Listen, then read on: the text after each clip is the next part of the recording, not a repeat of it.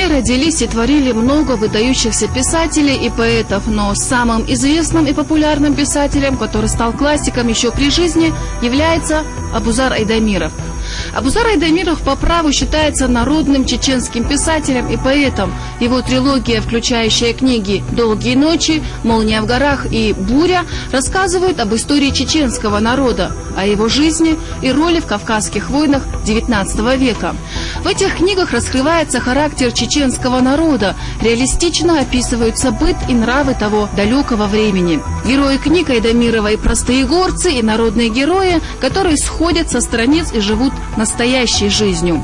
Абузар Абдулхакимович Айдамиров родился 29 октября 1933 года в небольшом селе Мескиты Нажиюртовского района. Айдамиров ощутил потребность выкладывать свои мысли на бумаге, когда ему было более 30 лет. Первый рассказ Айдамирова был опубликован в 1957 году. Он писал небольшие рассказы и стихи, его периодически печатали, но писатель избрал другой жизненный путь. Он не придавал серьезного значения своей литературной деятельности. Поэтому Айдамиров поступает на историко-филологический факультет Чечено-Ингушского государственного педагогического института, который с успехом закончил в 1963 году.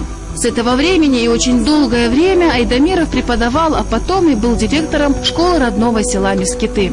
В эти годы Айдамиров продолжал писать об истории своего народа, показывая всю правду, ничего не скрывая. Часто его книги были по-настоящему историческими. Вымыслом писателя в них были лишь некоторые детали.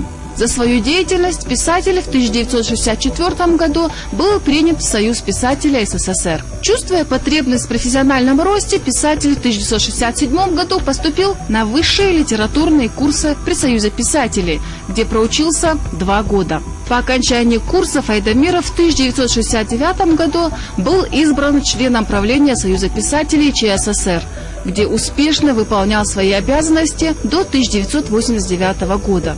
Абузар Айдамиров писал в основном на чеченском языке, поэтому оставался и остается неизвестным за пределами Чечни. В 1972 году появилась книга «Долгие ночи». Она сразу завоевала любовь у читателей, но книга была издана на чеченском, поэтому и не проникла за пределы республики.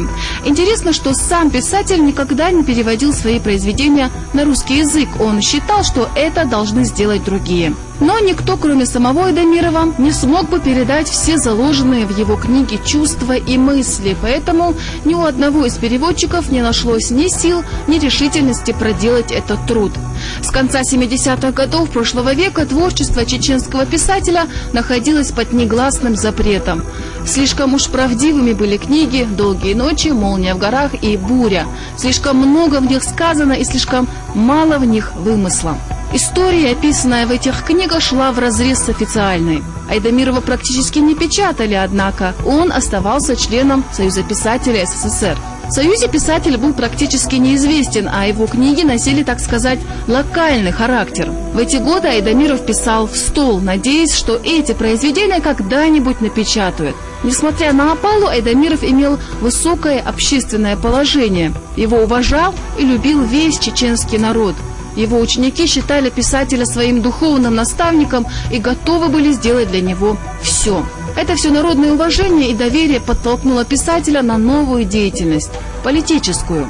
Айдамирову верили, потому что он в 1989 году стал народным депутатом Верховного Совета РСФСР первого созыва. В этом качестве Айдамиров прослужил своему народу до прихода к власти Дудаева в 1993 году. Всю свою жизнь писатель прожил в родном селе, выезжая из него лишь по крайней необходимости.